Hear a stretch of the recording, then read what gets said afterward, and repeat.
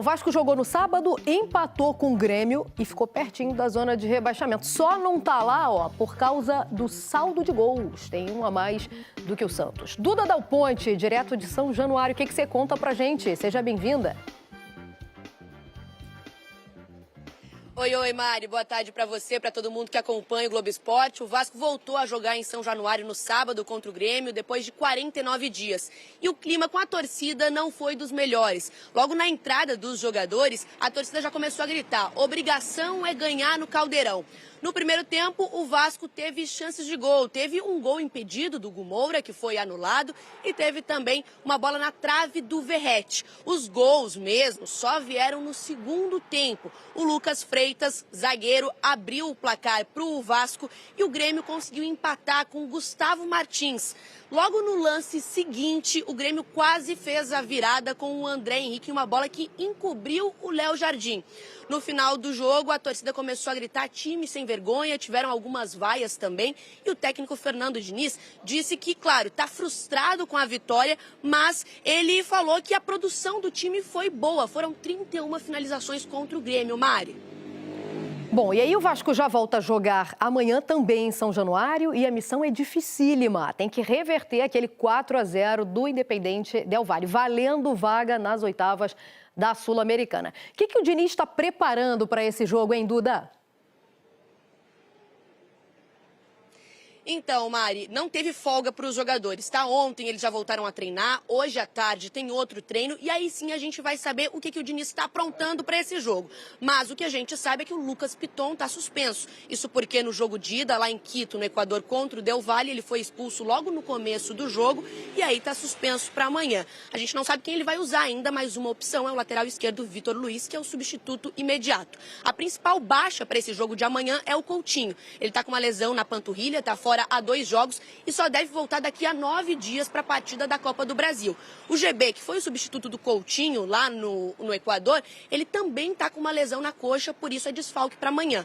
Uma opção pode ser o David, que foi a opção que o Diniz escolheu para sábado contra o Grêmio. O técnico Fernando Diniz convocou a torcida para vir amanhã para São Januário para ajudar nessa missão difícil, né? Tem que ganhar com 4 gols de diferença para levar para pênaltis e aí sim conseguir a classificação para as oitavas de final da Sul-Americana. É difícil, mas o Vasco não jogou a toalha não, tá, Mari? Um abraço para você. Boa, Duda. Obrigada. Um beijo e bom trabalho. Vasco, tava tudo dando certo. Boa, trairagem essa música, Pedro. Ganhando de 1-0. Aí foi lá e... pumba. Matheus Carvalho. Rodou. O Grêmio começou assustando em chute de longe de Christian Oliveira para a defesa de Léo Jardim. Bright White tentou de cabeça e o goleiro do Vasco defendeu mais uma. Christian Oliveira arriscou de fora da área mais uma vez e levou perigo. Bate e rebate na área e Hugo Moura encheu o pé para estufar as redes. Mas o árbitro anulou por impedimento de Verratti no lance. O Pirata ainda ficou na cara do gol e teve grande chance para marcar, mas mandou na trave. O Vasco entrou ligado no segundo tempo. Lucas Freitas aproveitou a sobra e chutou no canto para abrir o placar. Thiago Volpi ainda fez 2 grandes defesas em chutes de longe. Primeiro de Nuno Moreira e depois em bola colocada de David. Só que aí Gustavo Martins subiu de cabeça e deixou tudo igual. A virada quase veio em chute por cobertura de André, que parou no travessão. O Vasco teve a chance com o Verratti, que mandou de cabeça para mais uma defesa de Thiago Volpi.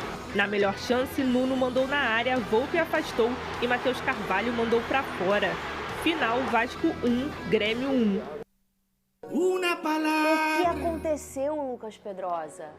Olha, Fernanda, o que aconteceu é o seguinte.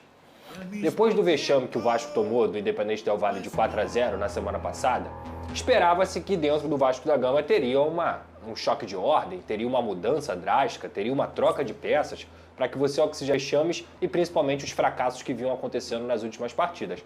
Mas não, o técnico Fernando Diniz novamente preferiu apostar no João Vitor, no Hugo Moura e até no Lucas Piton, que para mim desses 3 aí é o que está com um pouco mais de crédito, digamos assim, e fez até uma boa partida. No primeiro tempo, As pessoas realmente estão acreditando que o Vasco jogou bem, tá? Só que elas se esquecem que jogar bem não tem a ver só com você ter a bola no pé. Tem a ver com você também saber se defender. Se você não joga bem nas duas fases do jogo, você não jogou bem. Então, o Vasco teve 31 finalizações, como o Fernando Diniz a todo momento evidenciou na coletiva, e só conseguiu fazer um gol. Isso pra mim não é jogar bem. Isso pra mim não é jogar bem. E principalmente, vamos lembrar aqui o enredo do jogo? Nos primeiros 20 minutos, quem teve as melhores chances foi o Grêmio.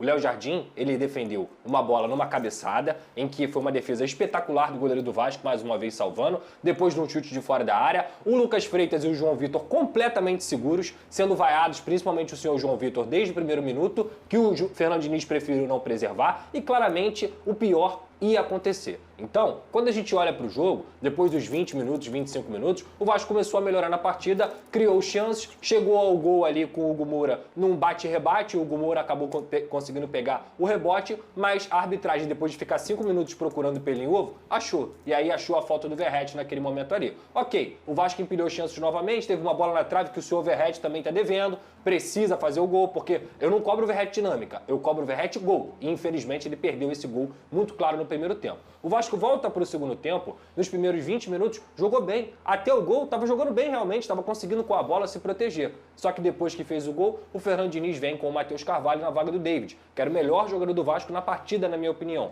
O David se machucou, estava cansado ali já também, entra o Matheus Carvalho. Quando você faz essa substituição, Fernando, depois de fazer 1-0, o recado que você passa para o Mano Menezes, que é a cobra da bola, é o seguinte: pode vir, porque eu fiz 1-0, coloquei um volante na vaga de um atacante e agora você pode me atacar. Isso quer dizer que o Fernando Diniz queria isso? Não, mas é o recado que você passa. O que aconteceu? Minutos depois, o Grêmio subiu um pouco as linhas, não fez nem esforço, bola virada, Pavão cruza a bola, Hugo Moura não pressiona o cruzamento, gol do Grêmio. 1-1. Poderia ter sido 2-1, que veio uma bola na trave logo depois. Aí depois na coletiva quer ficar falando de porque a gente teve muitas chances, o Vasco precisa de ponto. Dá uma olhada na tabela, Diniz. E amanhã tem mais, mas aqui na tela da SBT. Boa. Bebe água, Pedrosa, a gente já volta. O Vasco quer reforçar seu elenco com Alan Saldivia, do Colo-Colo, do Chile. Os clubes têm conversas embrionárias pela negociação do zagueiro de 23 anos. A tendência é que o gigante da colina pague um valor e ceda jogadores para os chilenos. A agência RTI Sport apurou que a pedida do Colo-Colo é de 4 milhões de dólares, 22,3 milhões de reais, na cotação atual. O valor é considerado alto pelo Vasco, que já gastou 7,5 milhões de euros, 43,8 milhões de reais, em reforços nesta temporada. A diretoria empenhou 1,5 milhão de euros, 9 milhões de reais, com o Lloyd Augusto, 2,5 milhões de euros, 14,9 milhões de reais, com Benjamin Garré 3,5 milhões de euros, 19,9 milhões de reais, com Nuno Moreira. O valor, aliás, não contempla salários, luvas e direitos de imagem. O Vasco, portanto, estourou o orçamento previsto para 2025. Isso porque o presidente Pedro Paulo de Oliveira revelou à imprensa no começo do ano que o departamento de futebol teria 5 milhões de dólares, 28,5 milhões de reais, para gastar em contratações. Se investir 4 milhões de dólares, o Vasco aumentaria ainda mais as despesas com a eventual chegada do zagueiro uruguaio. A saída, desse modo, foi oferecer a possibilidade de envolver atletas, para reduzir o valor exigido pelo Colo-Colo. Ainda segundo apurou a reportagem, o Vasco sinaliza com a possibilidade de oferecer o lateral Puma Rodrigues e o atacante Jean Menezes. Ambos estão fora dos planos do técnico Fernando Diniz e sequer foram relacionados para o jogo contra o Grêmio pelo Campeonato Brasileiro.